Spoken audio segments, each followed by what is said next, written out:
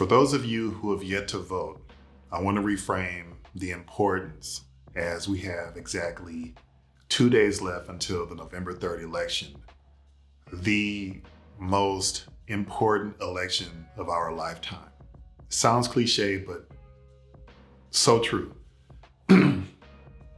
Right now, life is very challenging for a lot of us Americans with whatever your personal situation may be, whether you're adapting to the struggles of working remotely, perhaps you have some financial strains or you've suffered unemployment, or you're now faced with the prospect of your children being schooled from home.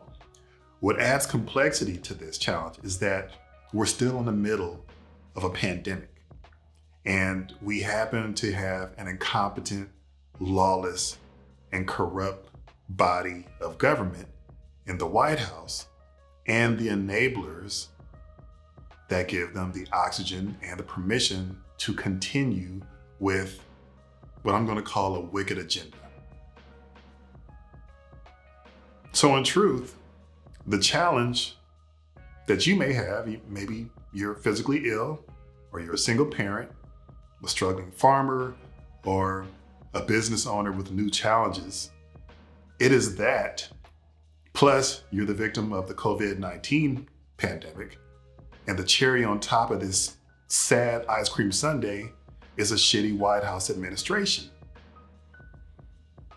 The good news is we're not hopeless in addressing this problem. That is the Trump administration. We still have roughly 48 hours to do our best in voting them out. By doing so, we give ourselves a renewed chance at having a better life and a better future. Trust me, this problem will not correct itself. And it doesn't really matter who you are and what you identify as, whether you're Black, white, heterosexual, LGBTQ, pimp, sorcerer, or a fucking shoe cobbler. Regardless, it is in your best interest to vote Democrat or vote blue. Donald Trump always claims that as president, nobody has done more for this country than he has in the last 4 years. And in a sense, he's right. Because overall, no president has ever fucked off more social progress, stability than this administration.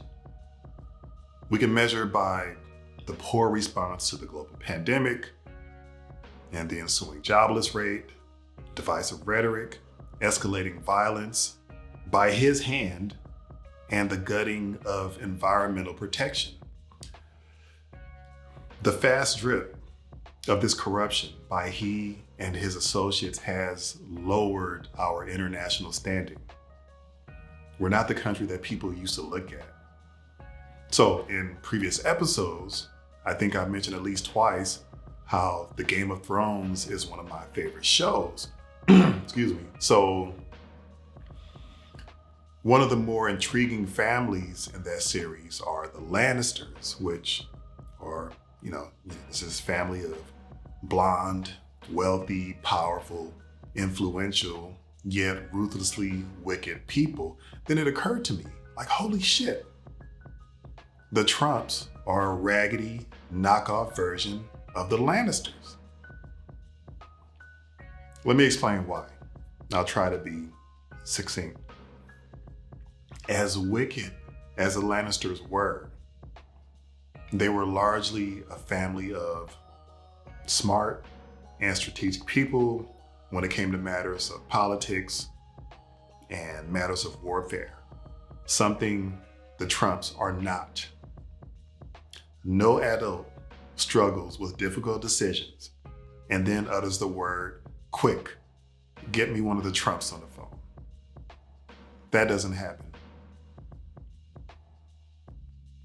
And so if you were a fan of the show and or the books, you also remember this recurring quote, which is, "A Lannister always pays his debt."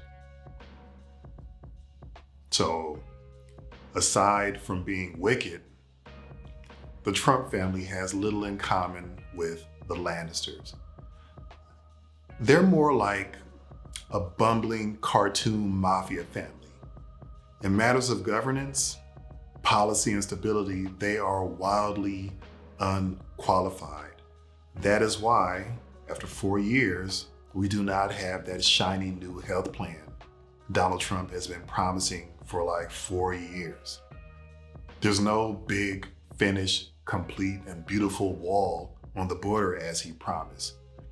And he also said during his inaugural speech back in 2016 or 2017, he claimed that, quote, the carnage stops here and now.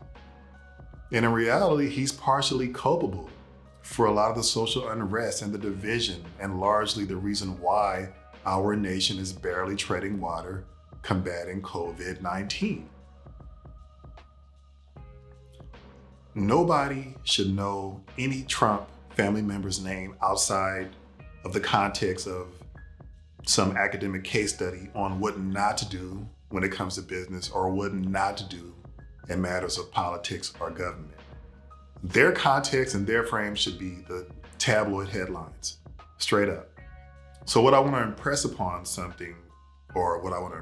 people who are not fully dedicated at this point to voting blue by November 3rd, I think this may be your misconnection, and that you don't have an imagination of how worse or how bad things are going to get with a second Trump term, with this current administration. You have to understand that Donald Trump and his enablers are very, very disciplined and organized in their lawlessness and their corruption. So those of us, regardless of whatever background you may be, and you want to survive as a nation, we got to be more committed to replacing them with people who have demonstrated higher competence and a healthy respect for morality and the letter of the law.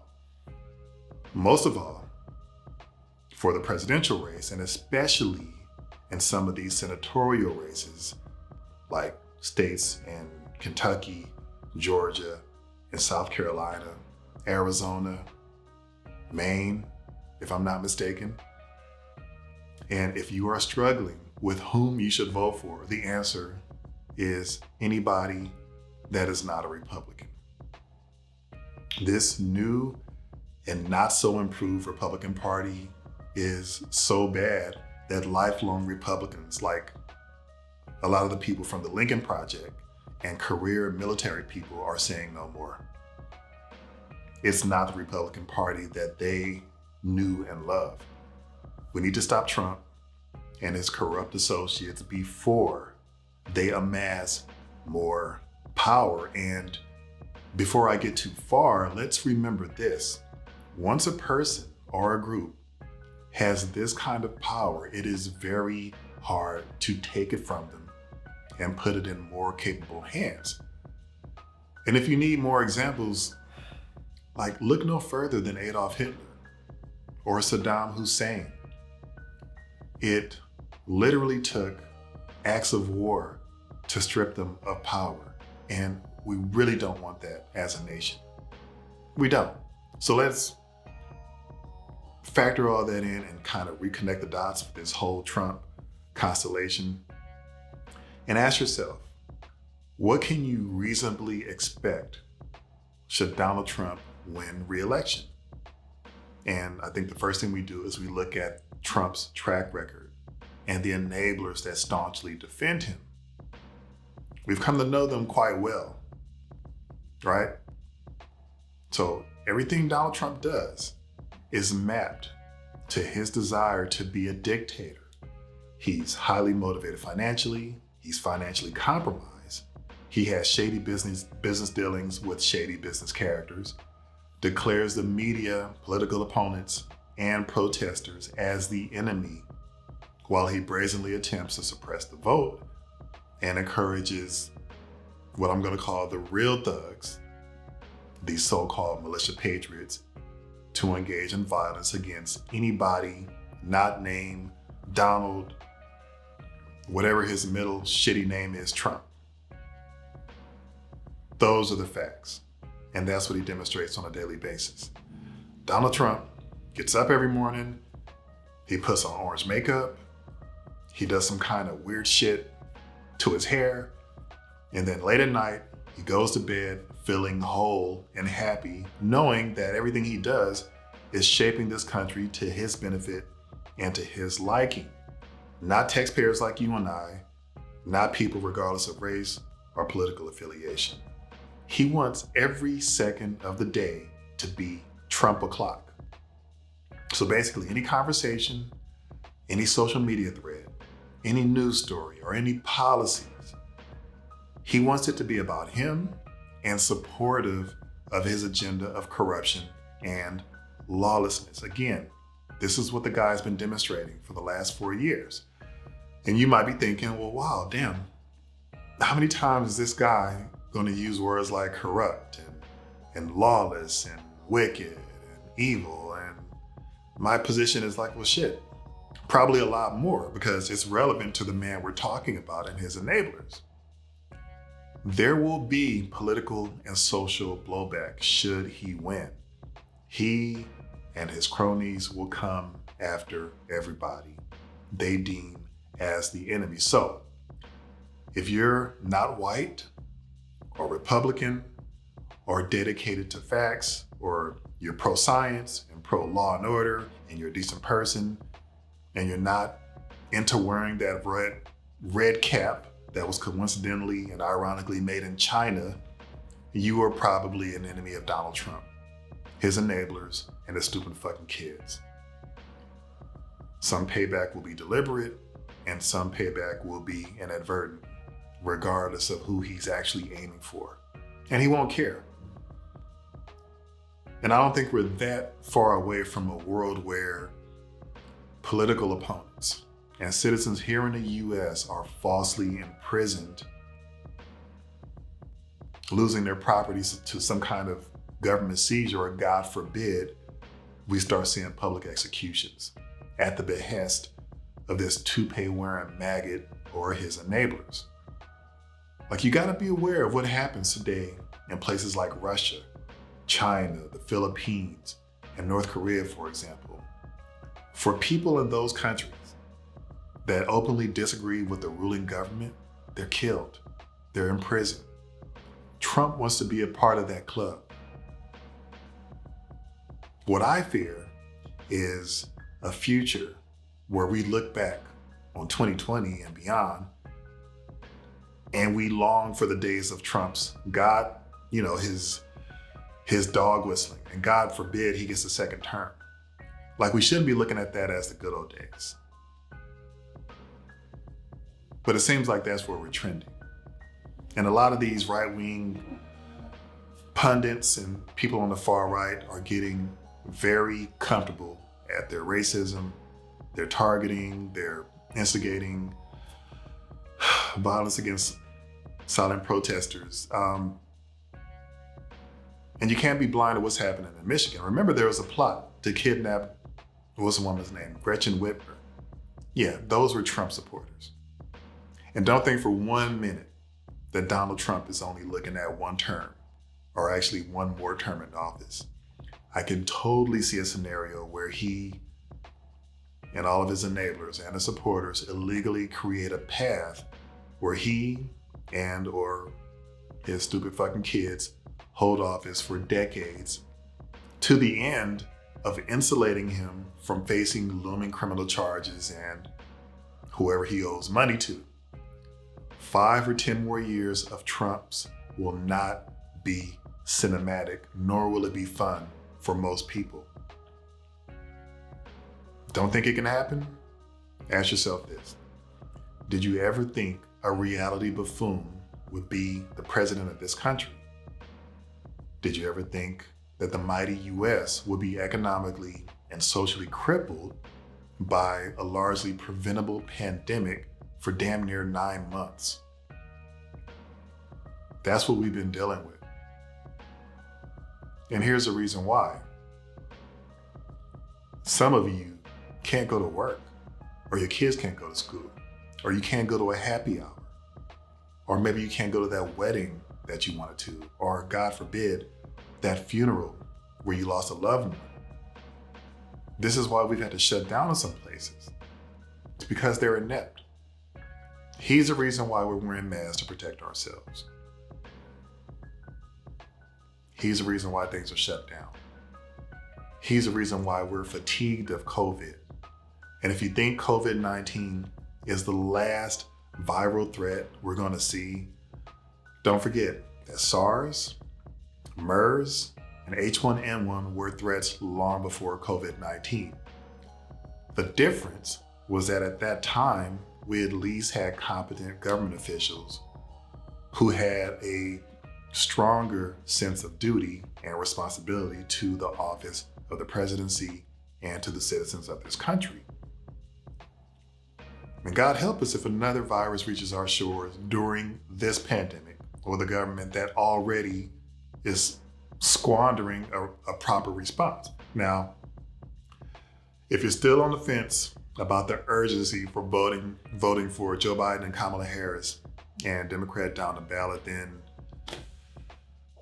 then I fear that, you're like one of these people on the Titanic that refused to believe that the ship was going to sink.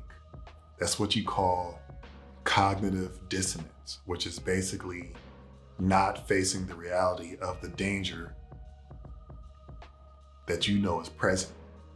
You are in denial, and nobody's coming to save us if the Trump family stays in office for another term.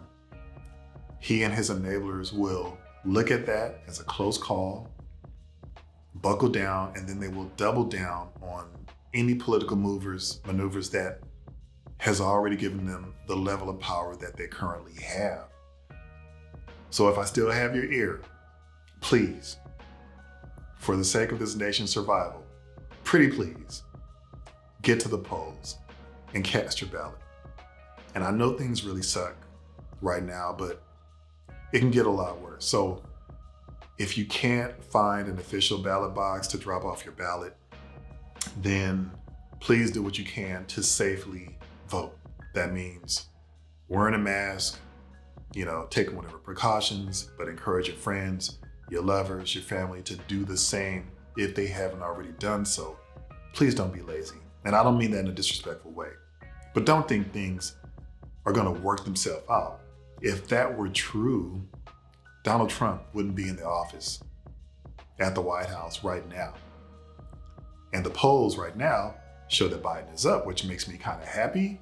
But having said that, fuck the polls. Play this game like Biden is 10 points behind.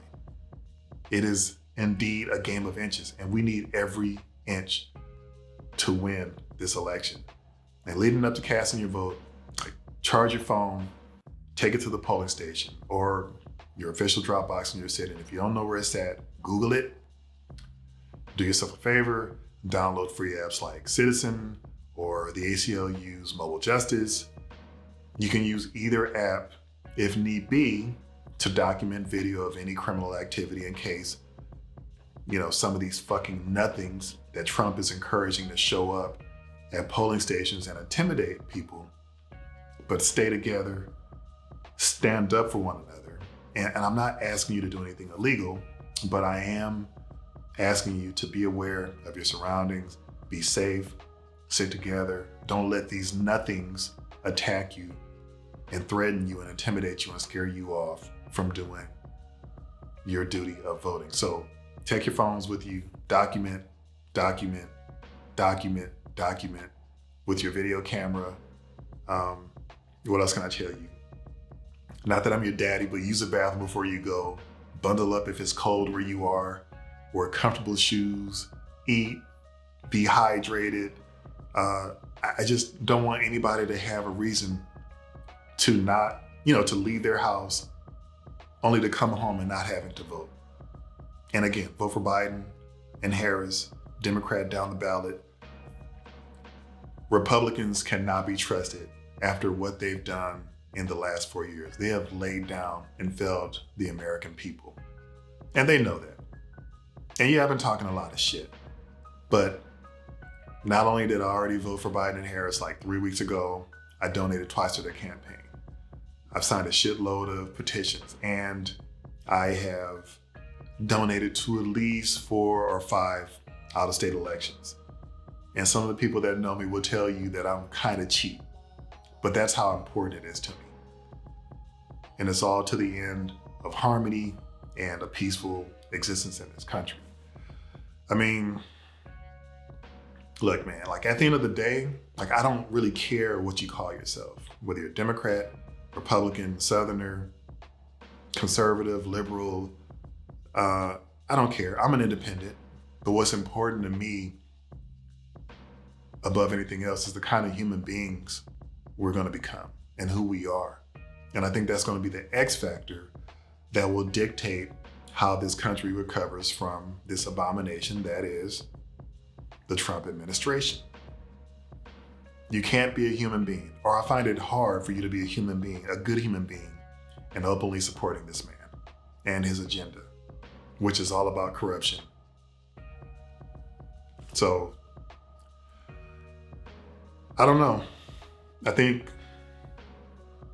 I've kind of driven home how important this is to me, and I hope it is equally as important to you. Tease in the next couple of episodes some of the things that's happened since the unfortunate incident with George Floyd and Ahmaud Arbery.